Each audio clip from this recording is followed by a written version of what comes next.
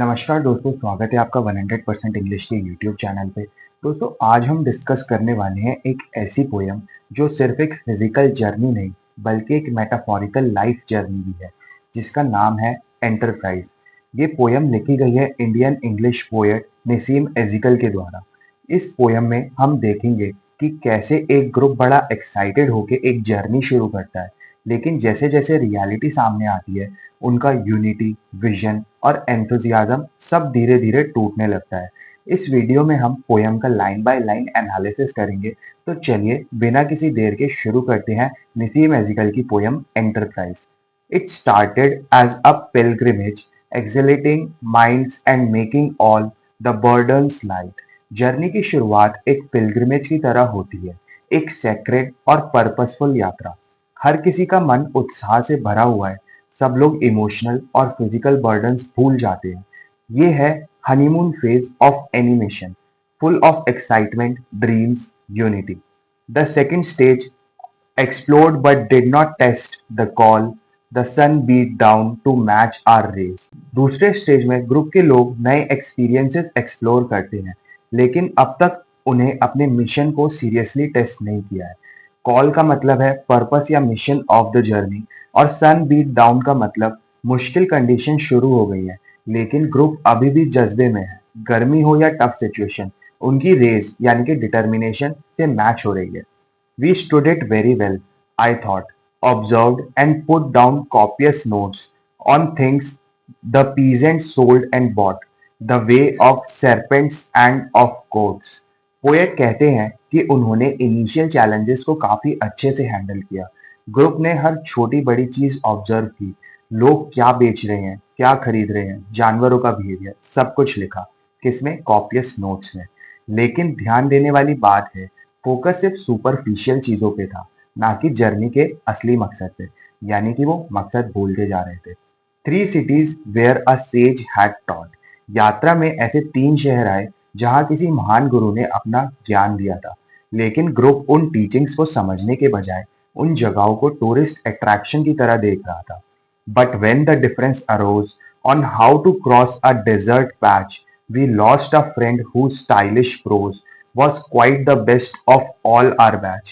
A shadow falls on us and grows. जब group एक desert patch पर आता है तो असलियत सामने आने लगती है। सब अपने अपने ओपिनियंस देने लगते हैं। एक दोस्त जो सबसे अच्छा लिखता था, स्टाइलिश प्रोज, डिसएग्रीमेंट के चलते ग्रुप छोड़ देता है। अब एक शैडो ग्रुप पर पड़ती है डाउट, ईगो और डिसयूनिटी की। Another phase was reached when we were twice attacked and lost our way. A section claimed its liberty. To leave the group, I tried to pray. अगला phase और भी tough है। Group पर दो बार attack होता है और वो अपना रास्ता भूल जाते हैं, अपना मकसद भूल जाते हैं। ग्रुप अब टुकड़ों में बंटने लगा है। कुछ लोग अपना अलग पाथ चूज कर लेते हैं। पोएट प्रे करने की कोशिश करता है, लेकिन सिचुएशन इतनी कंफ्यूजिंग है कि क्लैरिटी ही नहीं मिलती। Our leader said he smelled the sea. Group का लीडर बोलता है I can smell the sea. इसका मतलब है लीडर को लगता है कि गोल अब करीब है, लेकिन बाकी सब लोग अभी भी कंफ्यूज हैं, उन्हें कुछ समझ नहीं आ रहा।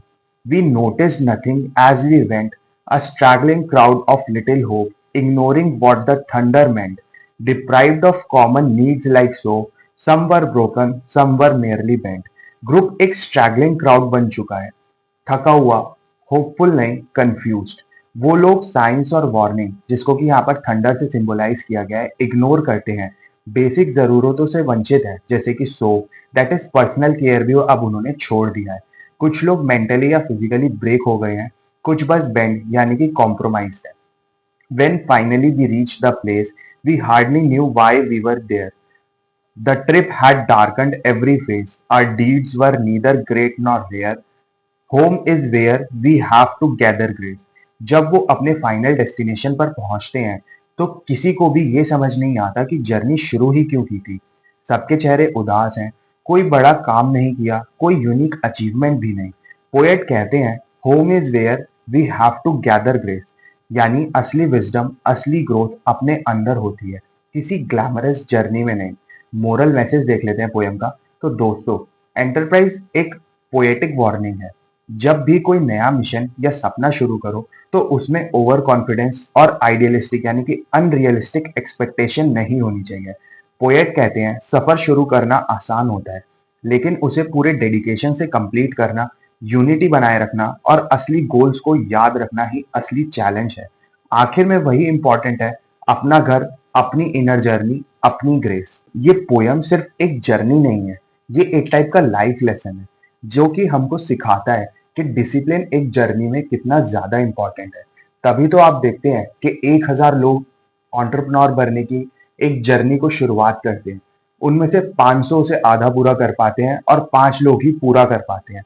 तो ये होता है डिसिप्लिन, किस तरीके से आप प्रॉब्लम्स को टैकल करते हैं, अपनी यूनिटी को बनाए रखते हैं, अपने फेथ को बनाए रखते हैं और मोस्ट इंपॉर्टेंटली कंसिस्टेंट रहते हैं। अगर आपको ये वीडियो पसंद आई हो तो भाई लाइक शेयर जरूर कर देना और 100% इंग्लिश चैनल को सब्सक्राइब कर लेना ऐसी और सिंपल एक्सप्लेनेशंस के लिए।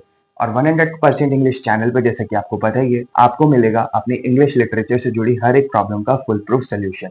मिलते हैं फिर अगली वीडियो में, तब तक के लिए हैप्पी स्टडिंग और best of luck for your upcoming examinations.